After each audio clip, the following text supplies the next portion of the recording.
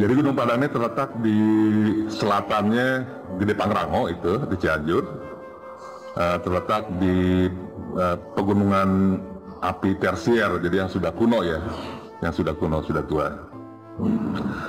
Ini kelihatannya Gunung Padang dari utara ke selatan. Kita lihat itu di atasnya ada situs megalitik, tingginya kalau dari tempat parkir sekitar 100 meteran. Jadi dulu orang hanya tahu bahwa situs megalitik itu hanya ada di atas bukit saja. Tapi ternyata setelah kita teliti, tidak hanya di atas bukit, seluruhnya melampar ke bawah dan juga ke dalam. Nah ini kalau dilihat dari atas, dari drone, kita lihat itu yang dari teras 1 itu di utara, kemudian ke belakang ada teras 2, 3, 4, 5. Nah itu situs megalitik yang sudah dikenal dari dulu, sejak 1800-an sudah tahu itu di situ. Tapi belum pernah diteliti tuntas ke bawahnya. Dan ternyata pada intinya Gunung Padang ini tidak hanya satu lapis, tapi berlapis-lapis dengan berbeda umur. Nah ini adalah lapisan pertama yang ada di atas bukit, dan ternyata setelah tidak sengaja sebetulnya waktu kita survei georadar, kita buka ternyata teras itu sampai ke bawah, itu melampar ke bawah. Akhirnya tim arkeologi kami yang dipimpin Ali Akbar kemudian membuka ini lerengnya, dan kelihatan sekarang teras-teras itu memang sampai ke bawah. Jadi lapisan pertamanya saja itu besar sebetulnya ya, punden-pundaknya itu. Tapi sekarang udah kelihatan lagi karena sudah ditumbuhi oleh tumbuh-tumbuhan ya, jadi rumput, semak dan sebagainya. Jadi tidak kelihatan lagi sekarang. Nah ini kita membuat 3D digital fotografi pakai drone gitu ya, pakai software, sehingga sebetulnya ini bisa diputar-putar, di zoom, kita bisa lihat. Tapi secara garis besar kelihatan bahwa bentuk Gunung Padang ini cukup simetris dan mempunyai bentuk begitu ya.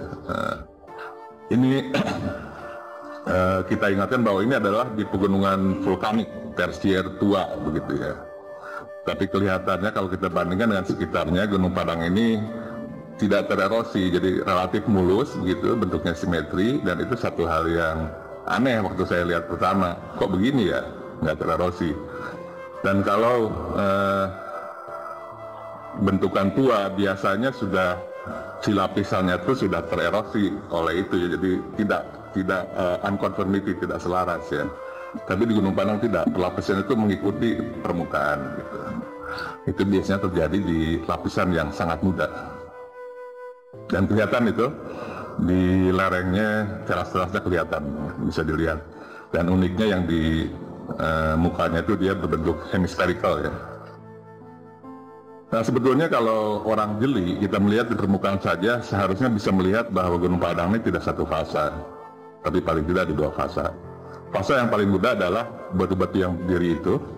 Tapi kalau kita perhatikan itu ada dinding dari teras 1 ke 2, kita perhatikan di situ, itu susunan batuannya lebih rapi susunnya, dan kemudian diantaranya sudah ada matriks, sudah ada semen kita bilang begitu ya. Nah seperti itu. Jadi artinya gaya arsitekturnya pun lain antara yang hanya mendirikan batu-batu itu dengan yang di dinding itu. Jadi ini sebetulnya fase yang lebih tua. Kalau yang berdiri-berdiri itu menurut dating kita umurnya sekitar 3000-an, tapi kalau yang kedua ini sampai 7000 tahun yang lalu, 5000 sebelum Masehi, jadi sangat tua. Ini sudah kita gali juga di situ, jadi hanya kita gali setengah meteran saja kelihatan bahwa di bawahnya itu ada susunan batuan yang lebih rapi begitu ya. Jadi ini jelas sekali terlihat ada lapisan pertama diselingi tanah. Tanahnya bukan tanah alamiah, tapi tanah timbun. Kemudian di bawahnya ada situs lagi. Kemudian di teras 2 pun kelihatan. Jadi yang menjadi lantai dari situs megalitik yang kita kenal sekarang itu tersusun dari batu-batu lapisan 2 itu tadi yang arahnya 055 itu. Itu ya. Kemudian kita gali di situ, ternyata memang benar. Jadi tidak hanya di permukaan, dia terus ke bawah. Terus ke bawah. Ini tim Pak Anang Bahtiar ini yang melogging ini. Jadi kelihatan sekali bahwa susunan batuan yang disebut kolumnar join ini tidak dalam kondisi alamiah di sini, karena sejajar berlapisan, sudah ada matriks di antaranya, size-nya juga bermacam-macam, bervariasi begitu ya, dan banyak sekali artefak di antara itu. Jadi ini memang artefak bangunan. Terus sampai ke bawah, kita gali sampai 3 meter masih terus dan berhenti. Rapi sekali ya gitu ya. Jadi ada diantaranya malah yang sudah terpecah-pecah itu, kemudian dia disusun begitu ya dengan rapi, dengan tekun oleh pembuatnya itu. Jadi ini kenapa ini tidak terlihat karena dia tertimbun oleh itu yang bongkah-bongkah dan soil-soil itu. Tapi sebetulnya tidak terlalu tebal tertimbunnya, hanya 1-3 meter saja. Ini Pali Akbar menggali sampai 5 meter masih terus begitu ya. Dan ini di lereng juga kelihatan. Jadi kalau pas di dekat permukaan memang kelihatannya acak-acakan begitu ya, seperti ada ya sudah ada banyak layapan tanah dan sebagainya. Tapi makin ke bawah itu kelihatan baru batuan susun yang rapihnya. Dan perlu diperhatikan lagi bahwa batu-batu kolom ini dia sudah terpotong-potong, biasanya sampai 1 meteran lah ini panjangnya begitu ya. Di antaranya ada lubang seperti ini. Itu memang lubang waktu kita temukan begitu. Jadi kalau batuan kolumnar yang alamiah itu seperti ini, dia selalu tegak lurus dengan arah perlapisan gitu ya. Contohnya seperti yang di Sumedang ini, jelas begitu ya, nggak dipotong-potong, dan ukurannya itu relatif sama gitu. Jadi jelas sekali antara yang artifisial dengan natural. Dan di Gunung Padang ini di antara batu-batu kolom itu banyak sekali terdapat batu-batu yang sudah di shape, dibentuk, khususnya untuk sebagai pasak di antara batu-batu itu tadi gitu ya. Kemudian juga gunung api, dan kita juga mengenal letusan gunung api besar yang sangat terkenal seperti Toba, Krakatau 1883 dan Tambora.